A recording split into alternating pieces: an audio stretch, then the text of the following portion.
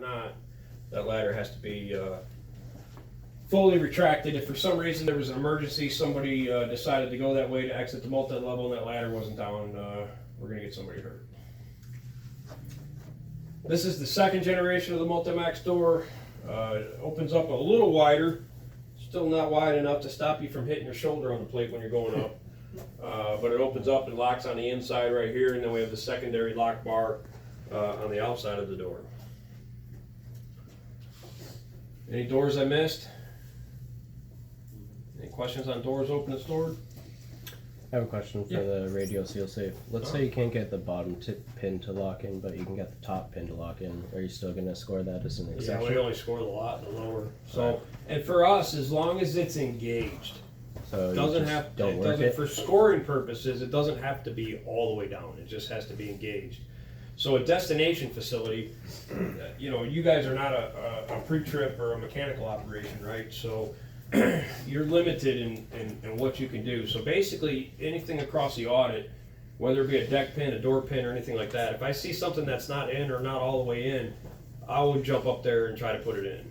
So if I can't move it or put it in, then I'm not going to score it against you guys. You got some paint sometimes because they don't have, you know, grease.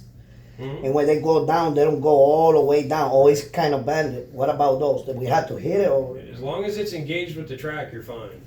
For us. Now, from my standpoint, you know, on the operation side, for you guys, yeah, I would take my door bar and I would knock it down because I would want it to be all Just the to way in. make sure. But for scoring purposes, as long as it's engaged with that track, so if I see it and it's you know not quite engaged, then I'll go and pull the door and see if I can move the door, or try to put the pin down myself. If I can't move it any further, I'm not going to score against you guys on the destination side. But from a safety standpoint, We count it. I would put it down. Like, we grade it harder than they are. Right. If we can beat the pin down, Down, it'll go down. Yeah, most of them you just take your door bar, give it a little whack, and it'll go right. Most of the time, I open the door, I got the key, so I hit it with the same key and take it down, but I just want to make sure. Can you back up one picture there, Fred? So one of the things that TSI is finding, one of the most common findings on these end door closings is these bifold, trifold doors with the truck style clasp at the top. When you're closing those doors, you've got to look up and make sure that clasp gets in there as you're shutting the door. I think a lot of people will just close them and that top clasp doesn't catch. And so that's one of our most common findings. You guys need to make sure you're. Yeah, when we go through doors closed rules, we got that. It is the number one exception we see across the entire industry. All right, any other door or open questions? So proper plate to junction, this will be scored here because you guys have both sides plates. You have the 53s and the 56s. And for the operations that have the long and short or the high and low, people tend to run into issues here. We'll see exceptions on it. So we'll look to make sure the placement of the bridge plates at the junction. So when you've got 53-inch plates, it's 38 to 46, right? And then the 56-inch plates is 41 to 49. So that means any junction that's 38 to 41 requires the 53, 46 to 49 requires the 56, and 41 to 46, you could use either 53 or 56 in complete sets. Where we run into trouble here is I'll come across a junction that's 46 and a quarter or 46 and a half that's got 53s on it. You know, or a quarter inch or a half inch out of compliance. Or I'll run into a junction that's 40 and a half and it's got 56s on it when you're required to have the 53s. So again, the 53-inch plates, 38 to 46. The 56-inch plate is 41 to 49. So I'd imagine when you guys open the doors, is somebody chalking the coupler or something, or the deck with the measurement, so they know who's what? Or when you open doors, or are you setting the plates out? We have a separate van attached to a plate trailer, and whoever's operating that has their own tape measure. And they measure again? Yeah, we're measuring junctions. Twice. Allegedly, we're measuring junctions twice. Okay, perfect. So you shouldn't run into any problems. Generally, when you're running into problems is somebody opens the doors, measures it, and then whoever puts the plates up is not measuring it, and we end up putting the wrong plate. Any questions on the proper plates?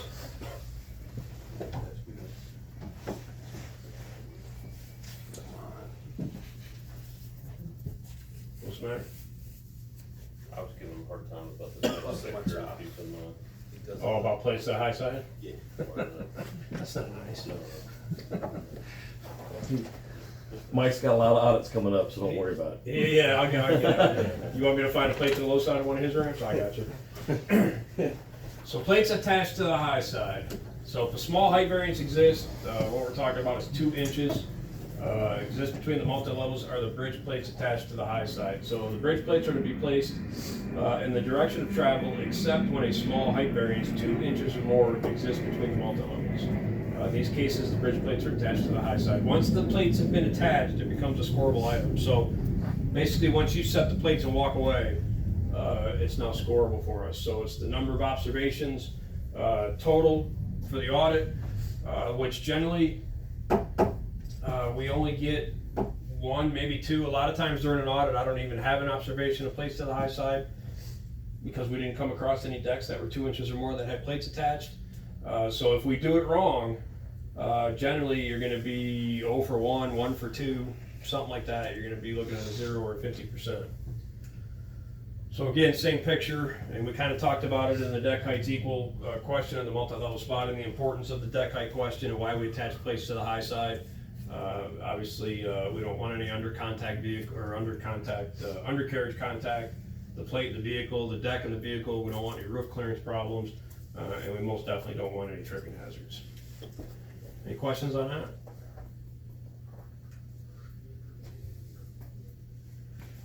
I think the most deck height differences I saw during any one audit was 5 with plates attached to the high side.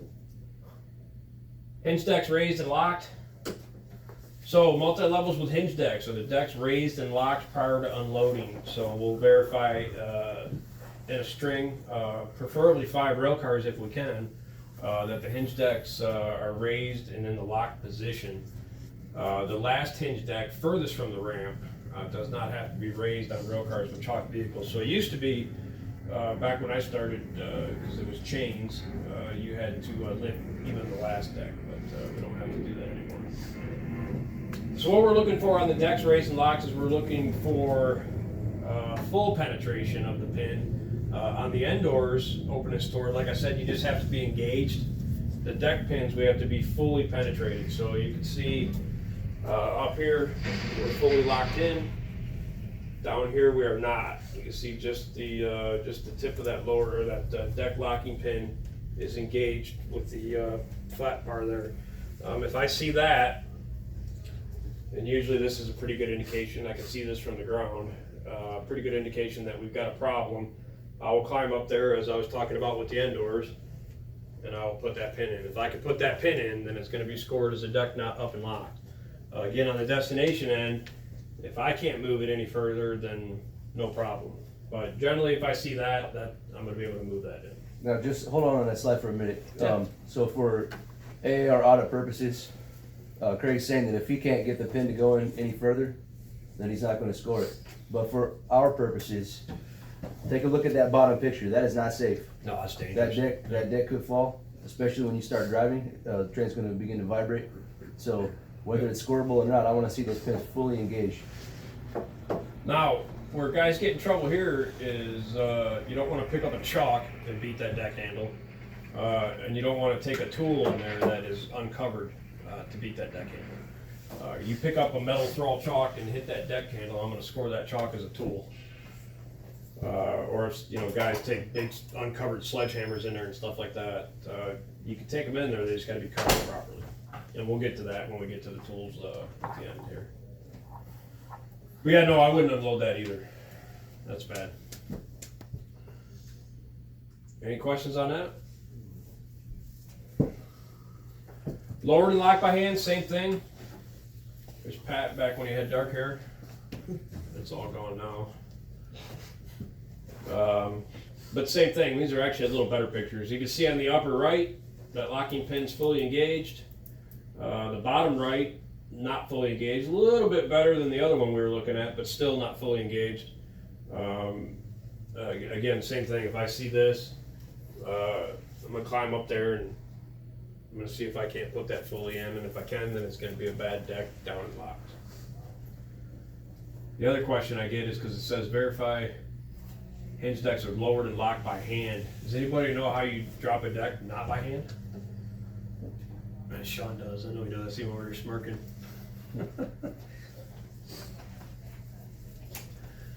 They would drop them in the floating position, and this would be on the outbound side. They drop them in the floating position and drive across them and slam them down. Incredibly unsafe. All right, bridge plates handed down. Pretty simple. I think it's been about 2 years since I've called an exception on this. We do a lot better job in the industry handling plates than we did in the past. But we'll watch you guys, the handling of plates. So each plate handed from a multi-level to the ground or deck to deck counts as an observation. What we're looking for here is we're not dropping them, we're not banging them on their side, we're not pulling them down and banging them on their side. You could come down flat, if you come down flat and it bangs on the deck, that's fine. We just don't want you dropping them on the corners, dropping them from any height whatsoever, or banging them on their side. So I've seen guys absolutely ridiculous with this during audits. There'll be 4 guys handling a plate like it's a Stanley Cup.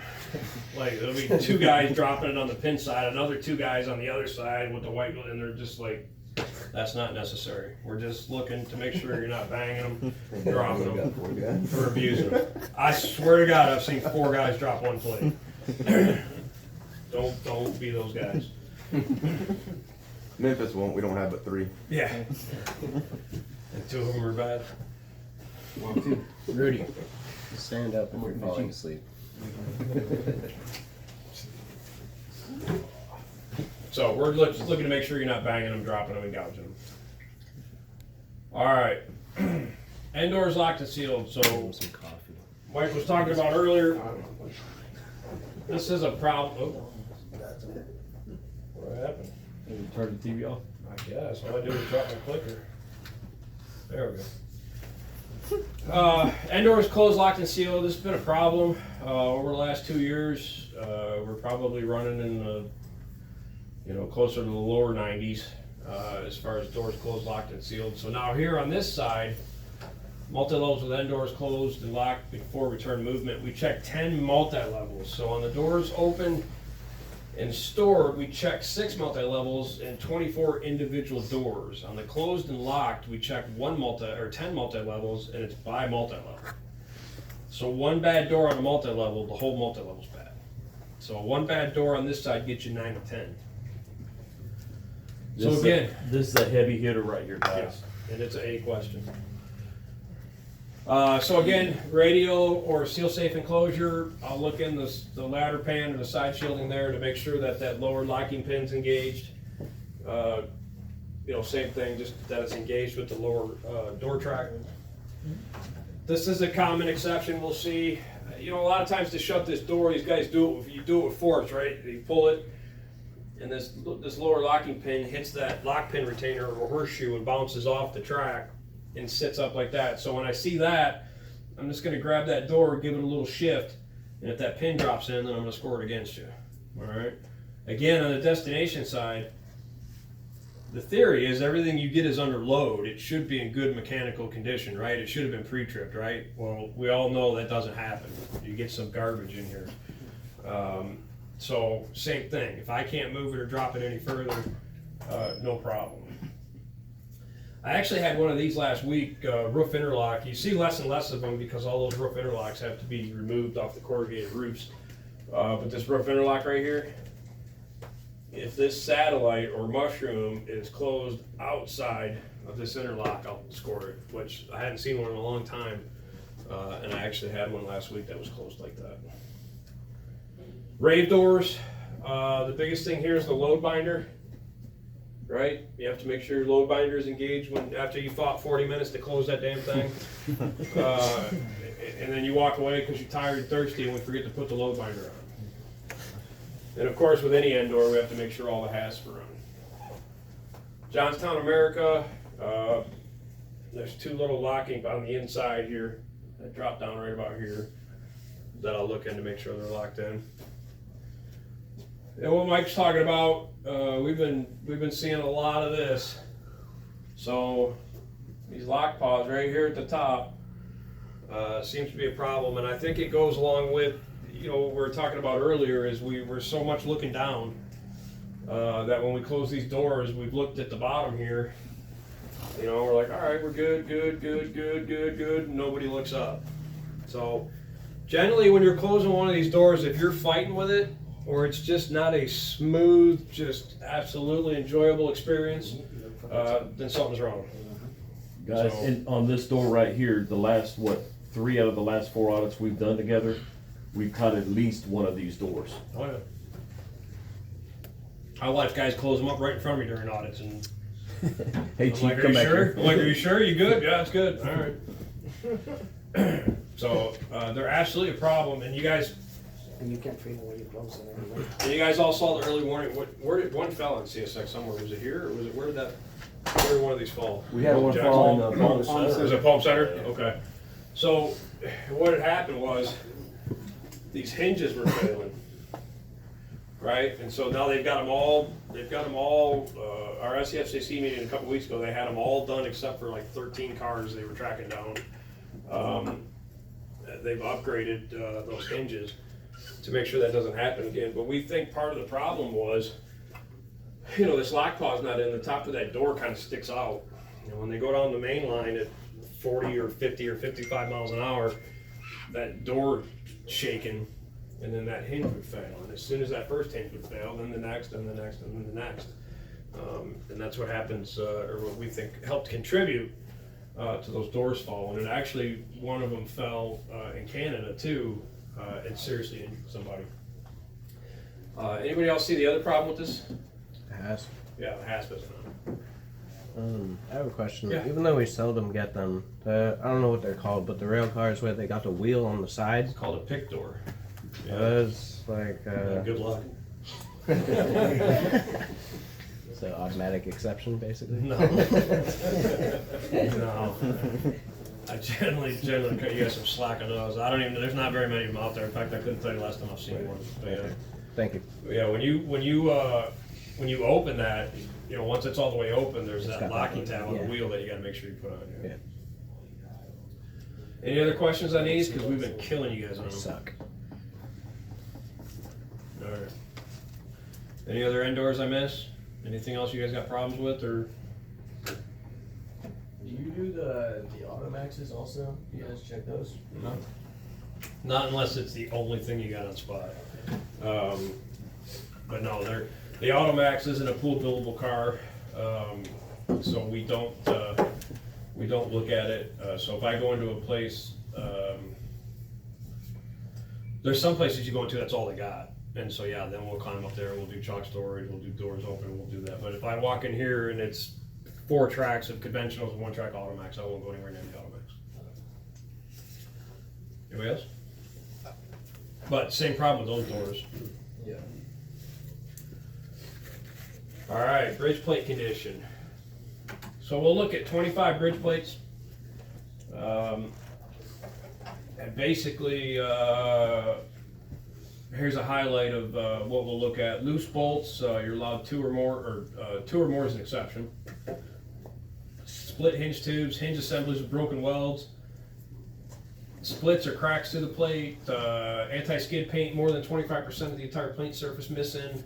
The dimensions, so a 53-inch plate should be 53 inches long, and a 56-inch plate should be 56 inches long. Does anybody know the minimum width of a bridge plate? 21.5 inches. Missing bolts, 1 or more, bent pins or bent slide pins, side gouges, bent plates. High capacity plates require the 4-inch HC in contrasting color. Loose retainer pins, loose worn solid pins, and corroded plates. So here's just some highlights. Upper left there, you got a cracked hinge tube. You can see it a little better lower left with the paint there. Upper right, that's just a mess. Cracked, split, bent. Yeah, people do. I mean, we use right, like, Lower right is split, cracked. On the left side there, it's not quite 25% yet, maybe. Upper right, most definitely 25%. Missing paint. Lower right there, checking the width of a plate. Again, the minimum allowable width is 21.5 inches. Upper left, stuck slide pin, bent slide pin. Lower left, side gouges. So you can have gouges like that, they just can't be raised or burred to the point where it's gonna catch my finger. Upper right and bottom right is showing the camber of the plate. The camber or the bow or bend of the plate cannot exceed 3 inches, which we haven't really come across that in a long time. About 7 years ago we had a bad, 8 years ago we had a bad batch of plates that were more than 3 inches in the camber. 56-inch plates require the 56-inch 4-inch stencil or sticker on the back, so that one on the left will get you in trouble because I can't tell that says 56. High capacity plates also require the 4-inch HC sticker or stencil contrasting color. Here you got a loose retainer pin up there at the top. So if I see that, that plate's got to meet 3 criteria. That pin, I got to be able to touch it all the way around, move it in and out, and twist it. If that solid pin does all 3 of those things, then it's going to be a bad plate. A pretty good indication you're about to have a worn pin, and you can kind of see it here. You see that wear pattern right there? If I see that, that's a pretty good indication you're getting close to having a bad pin. Now, just because you have that wear pattern doesn't mean it's quite there yet, but it's usually a pretty good indication it's close or there. Broken slide pin. Yeah. That's a good one. Run over by a train? I'm guessing. I didn't take this picture. This is one of Pat's, so I'm guessing it was probably it was either clipped or left on a track, or it was left up on a junction that was coupled. And then corrosion. We started scoring corrosion a couple years ago. If you guys see anything like that, that's a bad plate. The reason we score it is obviously that plate's eating itself from the inside out. It's obviously affects the integrity and the stability of the plate. So any corrosion could be a little small piece of corrosion, and it's going to be a bad plate. You had about a nickel size. Yep. It was about yay big. And at the Muncie ramp, there was Did I about score it? Yeah. Yep. It's Love big, right?